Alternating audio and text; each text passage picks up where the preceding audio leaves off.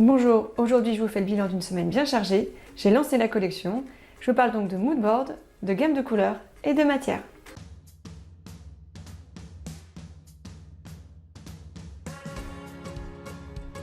Cette semaine, nous avons franchi une nouvelle étape de notre aventure.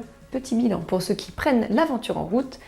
J'ai décidé de monter une marque de tricot français fait à la main par des passionnés. J'ai donc déjà contacté les tricoteuses, les matières et je viens de recevoir les gammes de couleurs.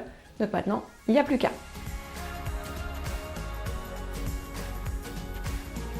Déjà, on récupère notre moodboard, c'est notre image de marque sur laquelle on s'appuie pour créer la collection. Maintenant, il faut créer une envie de saison, une tendance, un thème. Vous pouvez vous appuyer sur les défilés, sur les magazines, c'est vraiment personnel et libre à vous. Dans l'industrie, on va surtout s'appuyer sur les défilés et sur les magazines car ça rassure et que le discours est clair. On fait aussi appel à des bureaux de tendance qui travaillent 2 ans en avance, mais vous pouvez aussi très bien vous appuyer sur des mouvements qui sont en ce moment, des expositions, des contre-cultures comme le punk, des voyages ou une région comme Jacquemus. D'une manière générale, on va rassembler des piges, des photos, des images d'inspiration qu'on va essayer de regrouper et de trier pour dégager une ambiance générale.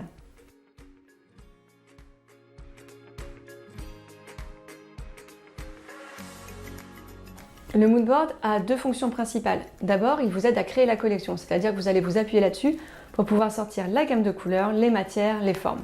C'est aussi un moyen d'expression. Il doit être clair pour être compris de tous. Et quand j'entends tous, j'entends vos fournisseurs, à qui vous allez envoyer votre moodboard pour qu'ils vous fassent des retours, à vos chefs de produits, à la direction, au marketing, aux commerciaux.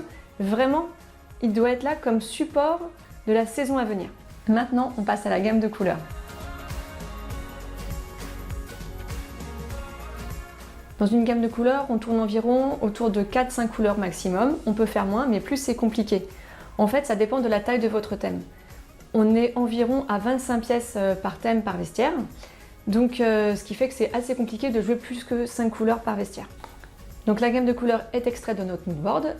On peut s'appuyer sur des couleurs des matières, on peut s'appuyer sur des pantones. Et c'est ça qu'on va donner à nos fournisseurs comme référence couleur. C'est sur ça qu'ils vont s'appuyer pour teindre les tissus, teindre les matières de la collection. Bon, dans mon cas, c'est un peu compliqué parce que je n'ai pas du tout de minimum. Ça, c'est important, la notion de minimum quantité pour pouvoir teindre vos coloris. Donc, je suis obligée de m'appuyer sur les gammes de couleurs existantes du fournisseur. Alors, c'est pareil que pour les couleurs. Quand on choisit les matières, on va s'appuyer sur le moodboard du thème de la saison. En fait, on ne va pas choisir les mêmes matières si on fait quelque chose qui a un rapport avec le sportswear, avec le soie, avec le tricot, avec du cocooning. Donc, il faut vraiment s'appuyer sur notre moodboard. Quand vous choisissez vos qualités, il y a plusieurs choses à prendre en compte. Il y a déjà la qualité de la matière. Donc, ce que vous allez prendre en compte, c'est savoir si la matière vous plaît, si elle réagit bien. Je vous conseille, c'est de commander une petite coupe, de monter un produit et de l'essayer. Il n'y a rien de mieux. Deuxièmement, il y a le prix. En fait, c'est important de savoir si vous êtes dans votre gammage ou pas. Aussi, les quantités minimum achetées, les délais de production, les délais de livraison, la disponibilité, si vous avez besoin d'une coupe rapidement. C'est important de garder à l'esprit que pour qu'une collection soit cohérente, les tissus doivent être joués normalement plusieurs fois dans un vestiaire. Ça permet d'avoir plus de cohérence. En plus, ça vous permet d'atteindre plus facilement les minimums de commandes. Les gammes de couleurs aussi des matières. Quand vous ne pouvez pas atteindre vos minimums pour pouvoir faire vos propres coloris, il faut regarder si les couleurs du produit correspondent en fait à votre gamme de couleurs ou si ça s'en rapproche ou si vous pouvez divaguer. Maintenant qu'on a le moodboard, la gamme de couleurs, les matières, il vous faut les formes.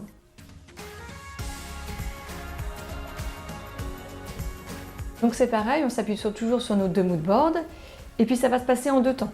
Vous allez faire une recherche de forme, de finition dans les magazines, sur Pinterest, dans la rue, chez les concurrents.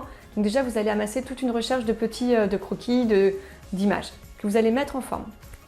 Ensuite, vous allez faire toute une recherche de petits croquis à la main, vous allez mélanger les différents éléments, vous allez utiliser votre imagination pour trouver d'autres choses.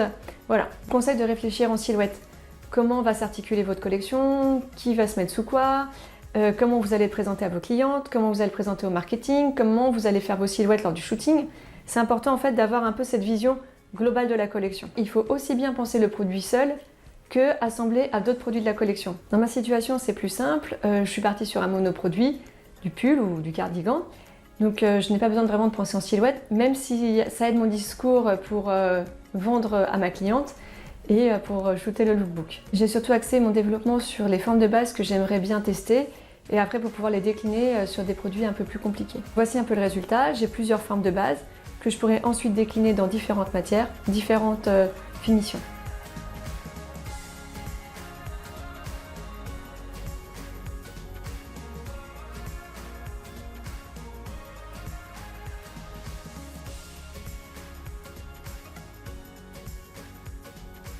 C'est fini pour cette vidéo, on se retrouve dans la prochaine où on va voir comment on monte ses premiers protos, du choix de ses fournisseurs jusqu'au lancement des fiches techniques. En attendant, je vous dis à bientôt. N'oubliez pas de vous abonner à ma chaîne YouTube et sur mon blog www.juliarehman.fr.